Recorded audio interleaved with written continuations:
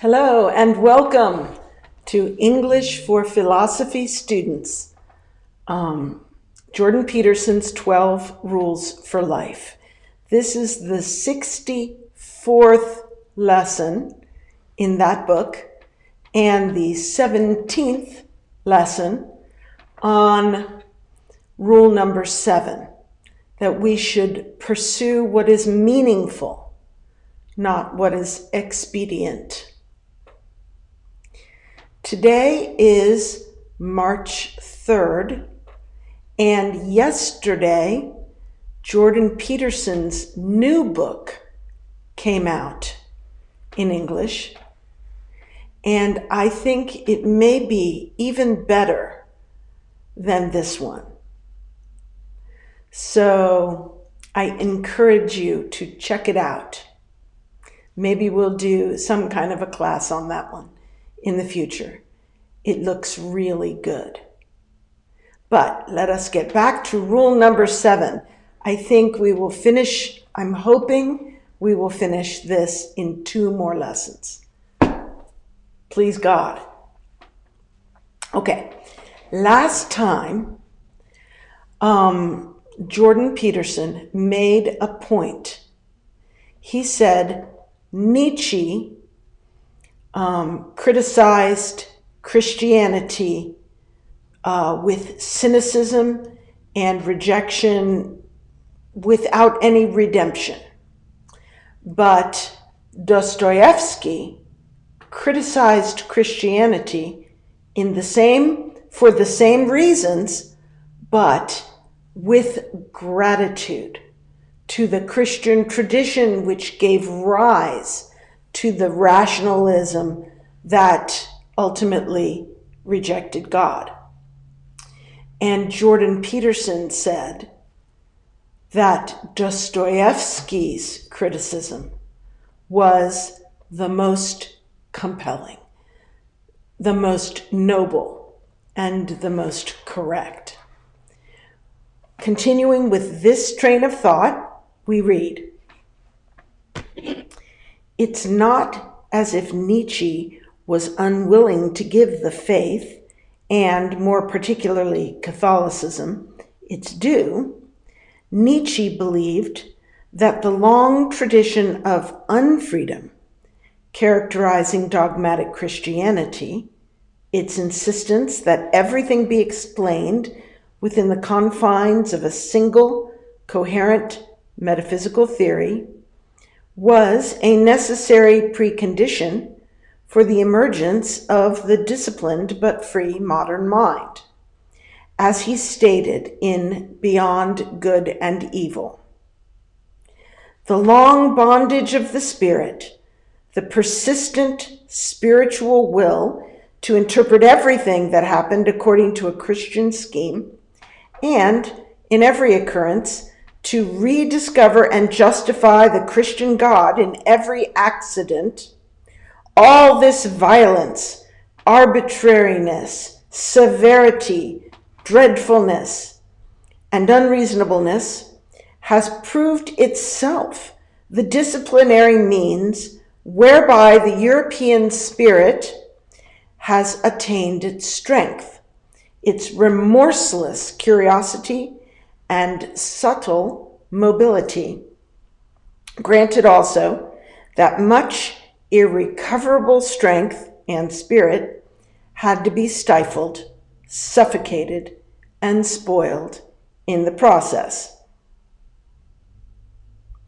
For Nietzsche and Dostoevsky alike, freedom, even the ability to act, requires constraint. For this reason, they both recognized the vital necessity of the dogma of the Church. The individual must be constrained, molded, even brought close to destruction by a restrictive, coherent disciplinary structure before he or she can act freely and competently. Dostoevsky, with his great generosity of spirit, granted to the church, corrupt as it might be, a certain element of mercy, a certain pragmatism. He admitted that the Spirit of Christ, the world-engendering Logos, had historically found and might still find its resting place, even its sovereignty, within that dogmatic structure. Let us go back for a few comments. Let me see if this is anything.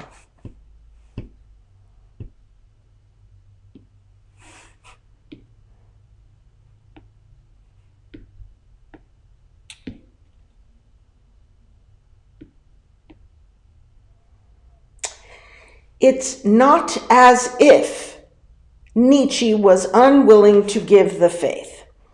Okay, hold on.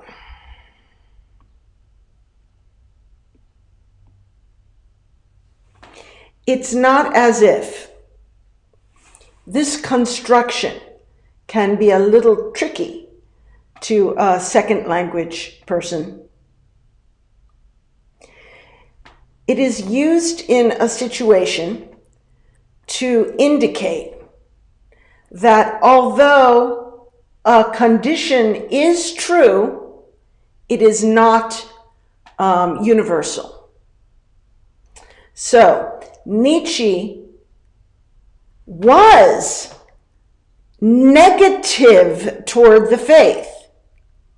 He was negative, but it is not true to say that he was excessively negative and blind to the good parts of Christianity. So it is not as if Nietzsche was unwilling to give the faith its due. To give the faith its due means to confess freely that the faith has some merit. So, to say it's not as if Nietzsche was unwilling to give the faith its due means it is true that Nietzsche was fair. It is true that Nietzsche was realistic in his understanding of the benefit of Christianity. And then he goes on to explain what benefit Nietzsche stated was in Christianity. So, Nietzsche believed that the long tradition of unfreedom characterizing dogmatic Christianity was a necessary precondition for the emergence of the disciplined but free modern mind. So, Nietzsche believed that the long tradition of unfreedom, which is a bad thing, 2,000 years or so of repression created the precondition which brought about the emergence of the free modern mind. He is saying that Christianity did mankind a favor by repressing it so much that mankind wanted to break free and question and ask if it is true and look for the truth. He is saying that the intellectual oppression encouraged and brought about as a rebellion curiosity. And that curiosity to know and that desire to know the truth encouraged modern man to break free from Christianity and be rational. As he stated in Beyond Good and Evil, Nietzsche wrote, The long bondage of the spirit, the persistent spiritual will to interpret everything that happened according to a Christian scheme, and in every occurrence to rediscover and justify the Christian God in every accident. So all three of these are closely related descriptions of the same thing. So, long bondage of the spirit, will to interpret everything according to a Christian scheme. So let's think of that one. The will means they are not being open to see truth wherever it is, but they are insisting truth must conform to this scheme. No matter what, we will force it to. So, the insistence on interpreting everything according to the Christian scheme, and in every occurrence to rediscover and justify the Christian God in every accident. This is the same prejudice that sees a validation and a proof of the Christian God in everything. We call it a bulletproof schema. Nothing can falsify it. Nothing that happens can ever disprove the Christian God, because the worldview and the dogmatic approach to thought was so rigid. So Nietzsche says, thank you for being rigid, because that motivated mankind to burst free. So, all this violence, okay, these words are all directed at the history of Christianity. It is violent, arbitrary, severe, dreadful, unreasonable. All of that has proved to be the disciplinary means whereby the European spirit has attained its strength. All this bad stuff motivated Europeans to rebel with strength. It's, meaning Christianity's remorse, attained its strength. No, not Christianity's. This is the,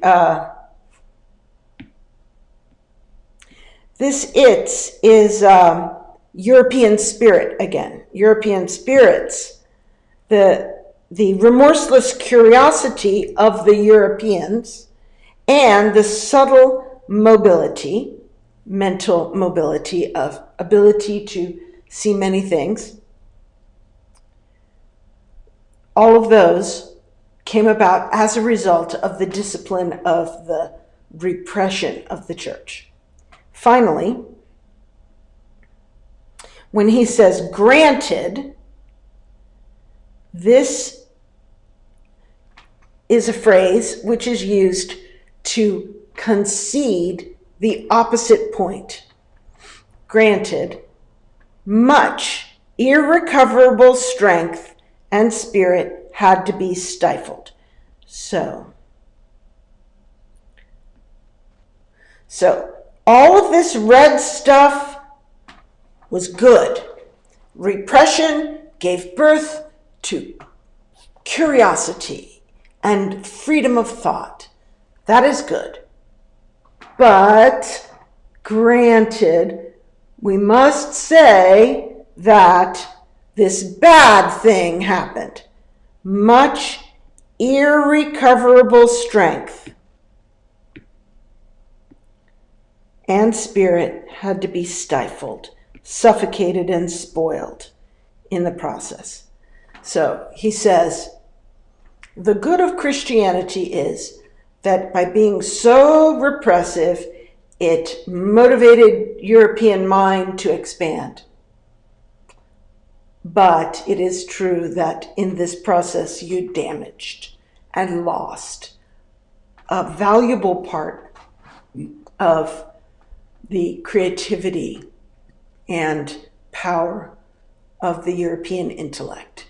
So even we have a phrase in English called damning something with faint praise. Nietzsche is definitely damning Christianity with faint praise. When he is giving Christianity its due, right here, giving Christianity its due, he says, granted, it caused European minds to expand. That's the most he can say for it, is by its very evil, it caused good. But the evil was very destructive nonetheless. That's the best Nietzsche can say for Christianity. Okay, let us continue. For Nietzsche and Dostoevsky alike, so both of them agree, freedom, even the ability to act, requires constraint. Okay, so freedom requires constraint. So Nietzsche says just the intellectual restraint caused people to break free. Dostoevsky more says suffering, breaking people's spirit through the suffering of being causes nobility to rise up. So it's a little different. But in both cases, they agree some pressure is necessary to facilitate growth. For this reason, they both recognize the vital necessity of the dogma of the church. Okay, hold on.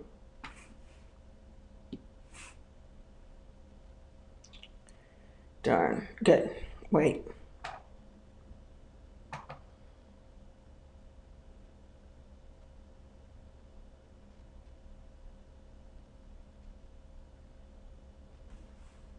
So, they both recognize the vital necessity of the dogma of the church.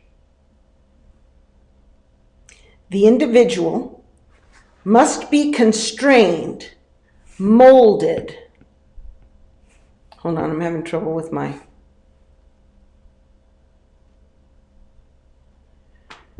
I think what has happened...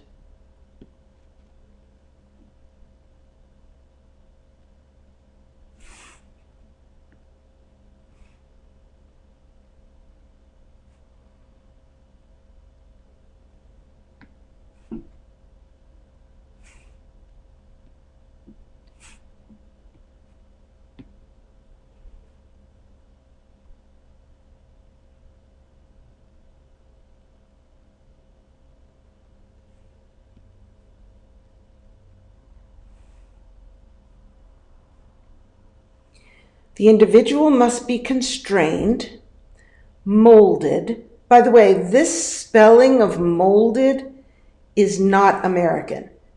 In America, we say M-O-L-D. This one, yeah. I'm not sure. Anyway, let's go on. This individual must be constrained, molded, even brought close to destruction.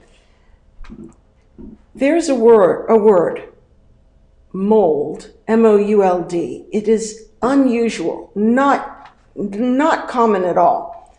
I have seen another form of it where it spoke of something which was moldering in the grave, meaning rotting or going to pieces.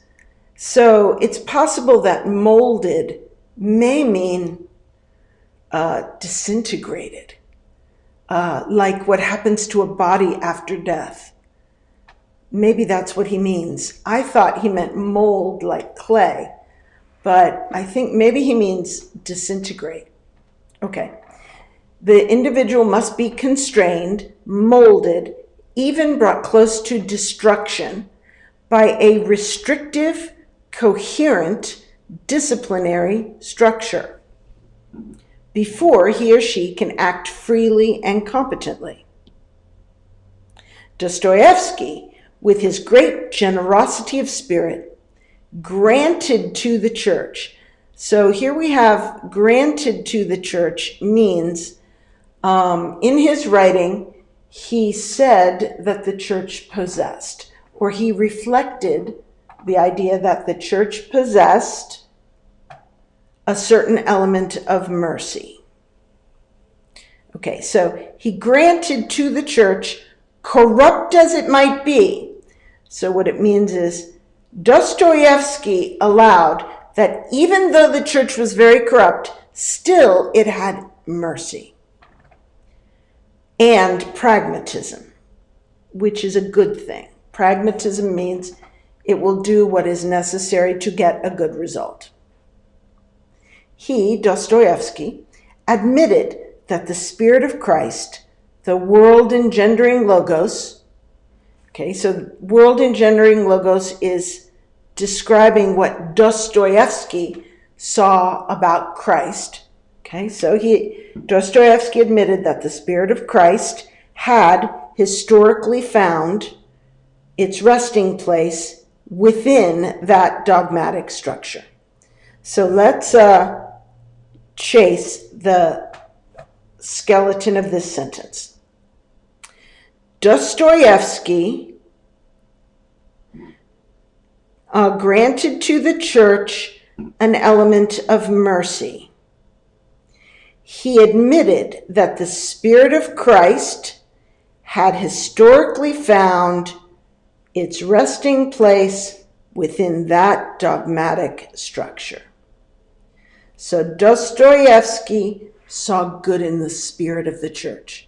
He saw an element of mercy in the church, and he admitted that Jesus' spirit was in the dogmatic structure of the church. Dogmatic structure being bad, but the Spirit working through it.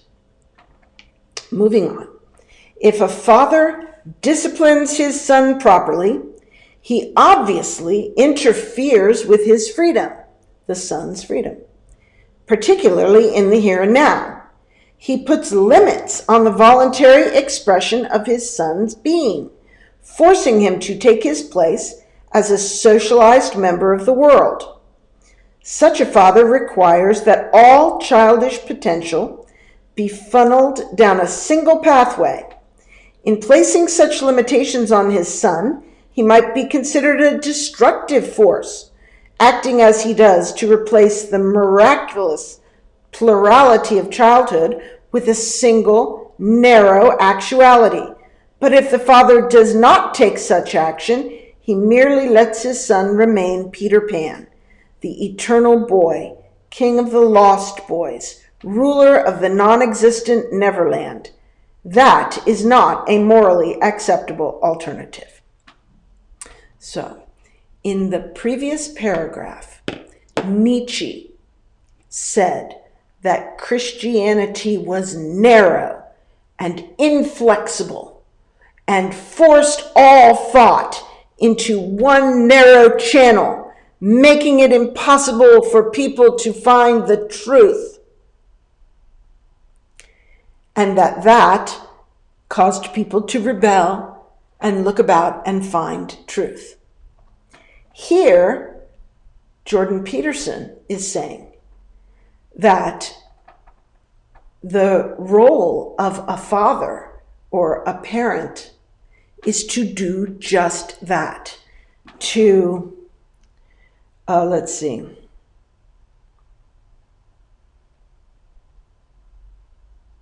He replaces the miraculous plurality of childhood with a single narrow actuality.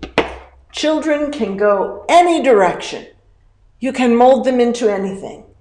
But if they are not trained to put their energy in one direction, then they just become nothing. And so Jordan Peterson is making an analogy showing that the dogmatism of the church was similar to what parents must do in order to make sure their children achieve something. In the realm of music, when a child is learning to play the piano, they must play scales up and down to learn where the notes are, where the black notes are, where the white notes are, what the relative positions are of the intervals. And then they must practice and memorize pieces. They must do techniques. And if they do all this tiresome work with a teacher saying, raise your hands, lower your wrists, curve your fingers, strike the notes, with all this discipline, later they have the freedom to play any music, and they rejoice in freedom for their entire long life. A few years of discipline and a lifetime of freedom to be able to do something. So that is what Jordan Peterson is saying, that the criticism of the church, by Nietzsche especially, may not be justified. Okay, let us continue. The dogma of the church was undermined by the spirit of truth, strongly developed by the church itself. That undermining culminated in the death of God. But the dogmatic structure of the church was a necessary disciplinary structure. A long period of unfreedom, adherence to a singular interpretive structure, is necessary for the development of a free mind. The dogma of the church was undermined by the spirit of truth. Okay, so the dogma was the restriction, but the spirit of truth was free. So once the minds were trained to be able to see truth in a disciplined manner, then they were able to a certain extent, become liberated from the dogma of the church. But the early period of unfreedom was necessary for the development of a free mind.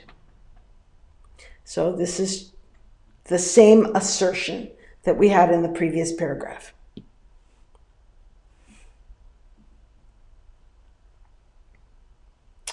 Christian dogma provided that unfreedom. But, dogma is the teachings of the church. But the dogma is dead, at least to the modern Western mind. For example, one dogmatic truth might have been that the world was created in 6 days, 6 24-hour days. Believe it or not, you must believe that. That is the dogma. This is the type of thing we're talking about. And the dogma is dead, at least to the modern Western mind. It perished along with God. So Nietzsche said God is dead because he perceived that rational mind had disproved the dogmas of the church. I don't believe that, but that's what Nietzsche said. And Jordan Peterson is saying now, dogma of the church and God died or perished at the same point. What has emerged from behind its corpse, the corpse of God and the corpse of the dogma of the church, the dead bodies of those, what has emerged, however, and this is an issue of central importance, is something even more dead, something that was never alive, even in the past, nihilism, as well as an equally dangerous susceptibility to new, totalizing, utopian ideas. It was in the aftermath of God's death that the great collective horrors of communism and fascism sprang forth, as both Dostoevsky and Nietzsche predicted they would. Nietzsche, for his part, posited that the individual human beings would have to invent their own values in the aftermath of God's death. But this is the element of his thinking that appears the weakest psychologically. We cannot invent our own values because we cannot merely impose what we believe on our souls. This was Carl Jung's great discovery, made in no little part because of his intense study of the problems posed by Nietzsche. Okay, let us move up, see if there's any comments to make here. Okay, so we said, the dogma is dead of the church, at least to the modern Western mind. It perished along with God. So God and Christianity, Christian beliefs, are dead. What has emerged? So the new thing that grew out of the corpse of God and the church, the new thing is even more dead. And he says, this is an issue of central importance.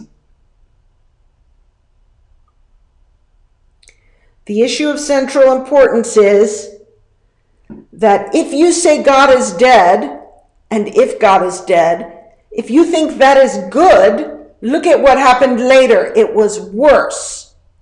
Worse. Okay.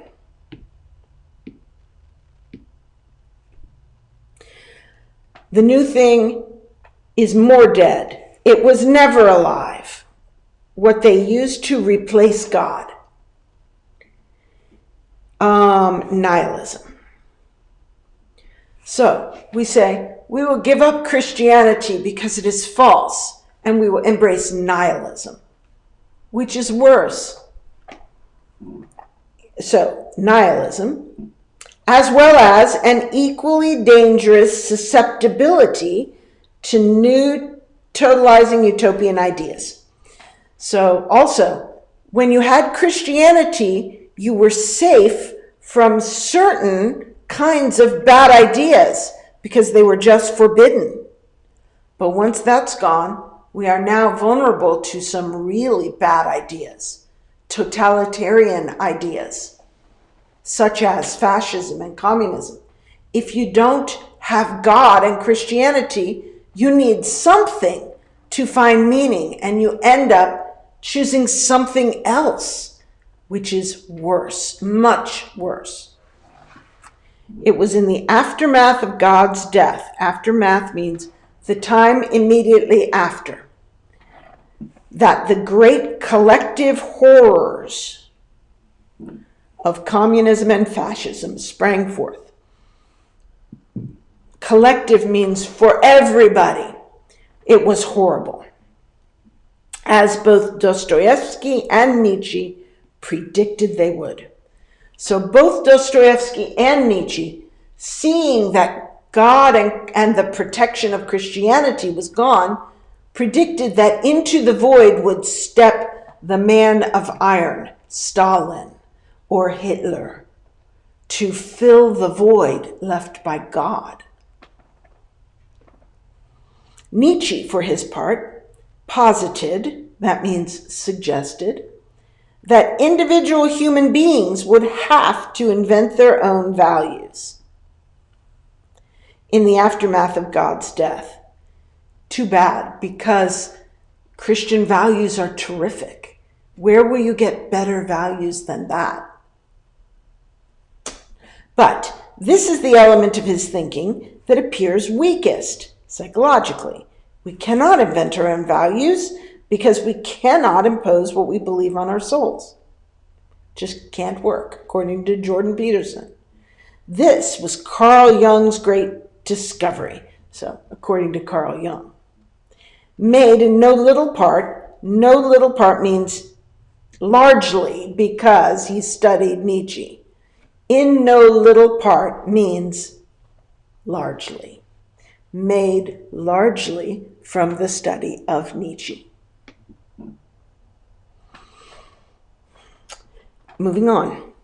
We rebel against our own totalitarianism as much as that of others.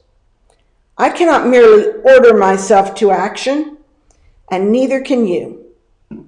I will stop procrastinating, I say, but I don't. I will eat properly, I say, but I don't. I will end my drunken misbehavior, I say, but I don't. I cannot merely make myself over, make myself over in the image constructed by my intellect, particularly if that intellect is possessed by an ideology. I have a nature, and so do you, and so do we all.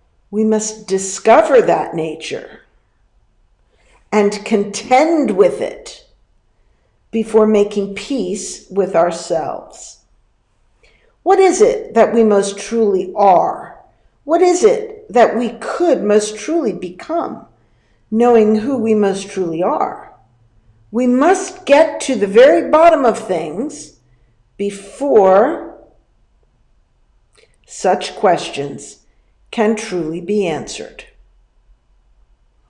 Okay, so when he says we rebel against our own totalitarianism, totalitarianism is a dictatorial control that includes thoughts.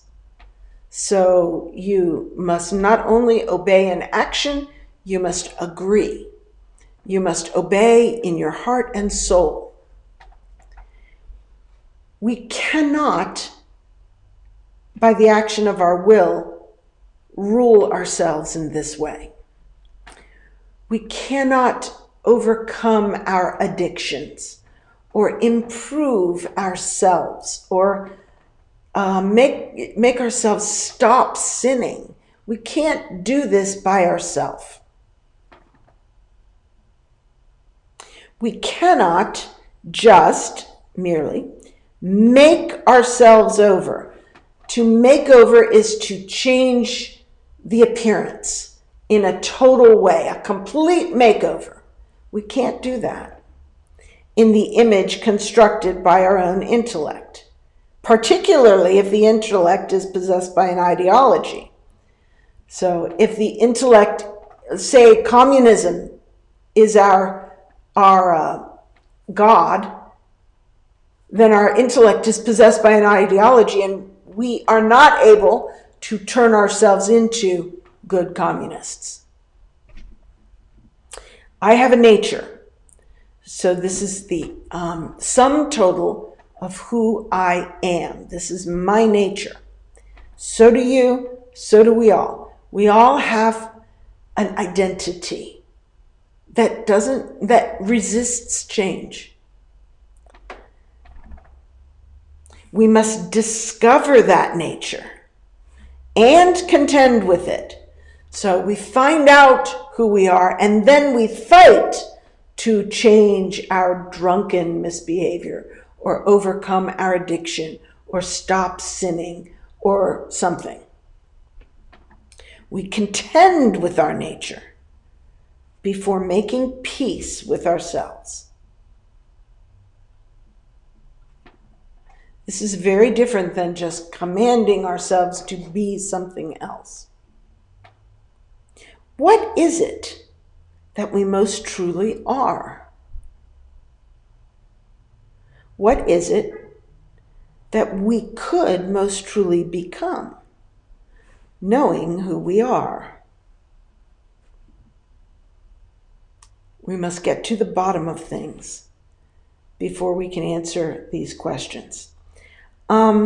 Get to the bottom means understand everything. There is a song that was written by an artist named Michael Card. I love this song. It's called This Is Who You Are by Michael Card. I wish I could play it for you right now. We do have 10 minutes. I might be able to play it. Let me just, since I want to stop here because we are at the end of hold on. We're at the end of a section. So I'm going to see if I can find this. Give me a second. Hold on.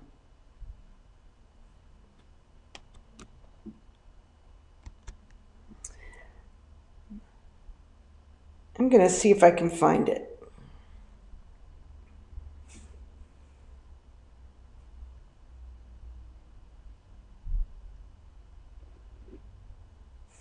This song, when I hear it, it tells me who I am and what I can become in light of that.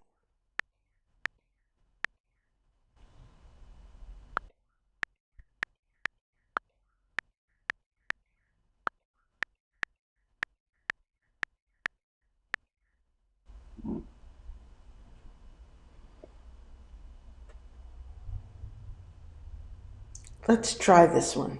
I hope you can hear this. Maybe you can't. I hope you can.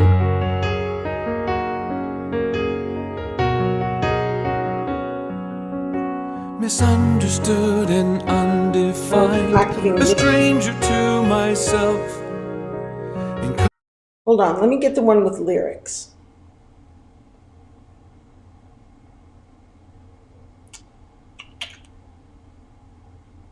Oh well. I don't think this has lyrics.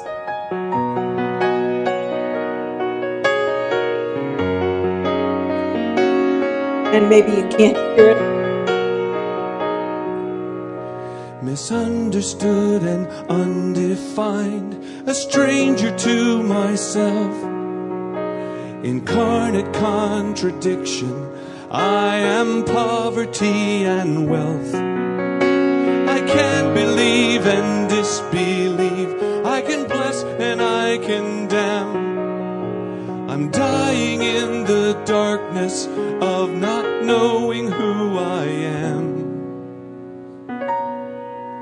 Then rising like the morning sun, a light begins to speak in a voice that's vastly strong, yet still so infinitely weak.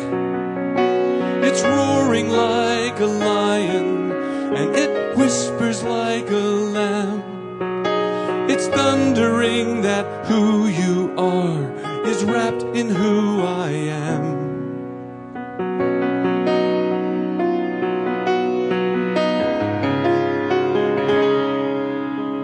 You possess the kingdom, you're the sorrowful, the meek, the gentle starving ones who are the strongest when you're weak. You're always making peace each time you suffer for what's right.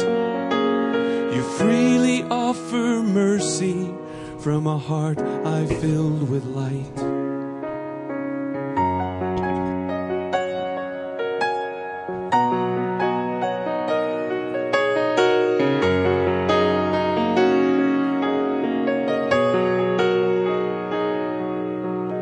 To everyone who's lost, he gives a new identity that's grounded in the kingdom and a new reality.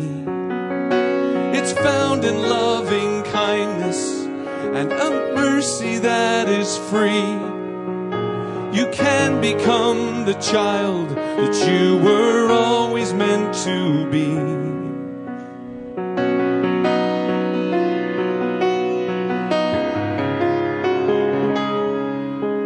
You possess the kingdom, you're the sorrowful, the meek, the gentle starving ones who are the strongest when you're weak. You're always is making peace each time you suffer for what's right. You freely offer mercy from a heart I've filled with light. The flavor of my world comes through the seasoning of your life. Remember when the darkness looms, you were meant to be the light.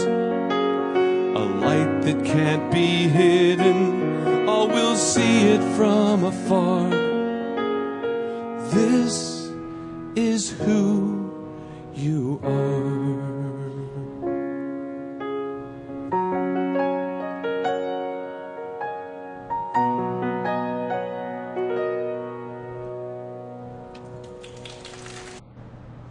I love that. It says, a light that can't be hidden. All will see it in the dark. It says, remember when the darkness looms, you were meant to be the light. It says, the flavor of my kingdom comes through the seasoning of your life. I really love that song. So we'll end on that, and hopefully we'll finish this one rule next time, if not the following. See you later.